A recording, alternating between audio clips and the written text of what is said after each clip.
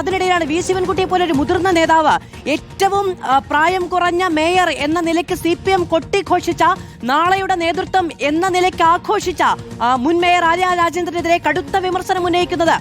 15,000 വോട്ടിന്റെ ഭൂരിപക്ഷം പ്രതീക്ഷിച്ചിടത്ത് 5 വോട്ട് എന്ന നിലയ്ക്ക് പരിമിതപ്പെടുത്താനുള്ള പ്രധാന കാരണം മുൻ മേയറാണെന്ന് ചൂണ്ടിക്കാണിക്കുകയാണ് ഏറ്റവും മുതിർന്ന നേതാക്കളിൽ ഒരാൾ. വളരെ കുറഞ്ഞ വോട്ടിനാണ് വി ശിവൻകുട്ടി പരാജയപ്പെട്ടത്.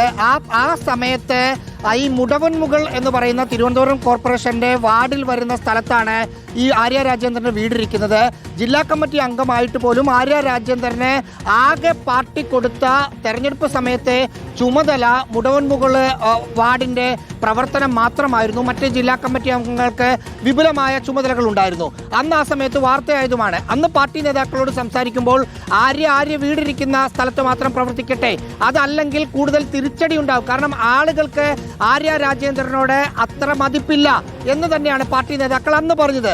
തോൽവിക്ക് ശേഷം ഇന്നലെ ചേർന്ന തിരുവനന്തപുരം ജില്ലാ സെക്രട്ടേറിയറ്റ് യോഗത്തിൽ വി ശിവൻകുട്ടിയെ പോലെ നേരത്തെ മാധു പറഞ്ഞ കുറച്ചുകൂടി പക്വമായ ഒരു നേതാവ് അദ്ദേഹത്തിന്റെ തോൽവിയുടെ കാരണങ്ങളിലൊന്നായി വിശദീകരിക്കുന്ന സമയത്താണ് തെറ്റായ രീതിയിലാണ് തിരുവനന്തപുരം കോർപ്പറേഷനെ ആര്യ രാജേന്ദ്രൻ എന്ന മേയർ നയിച്ചത് എന്ന കാര്യമാണ് പറഞ്ഞത്. അത് എത്രത്തോളം തെറ്റായിരുന്നു എന്ന് മനസ്സിലാക്കുന്നതിന് വേണ്ടിയാണ് അദ്ദേഹം ഉദാഹരണം പറഞ്ഞത്. കാറിൽ കയറ്റുന്ന സമയത്ത് സ്ത്രീകൾ എതിർപ്പുന്നയിച്ചു എന്ന വാക്ക് ഉപയോഗിക്കുമ്പോൾ ഏത് തരത്തിലുള്ള വിമർശനമാണ് ആര്യക്കെതിരെ വി ശിവൻകുട്ടി നടത്തിയതെന്ന് നമുക്ക് വായിച്ചെടുക്കാം.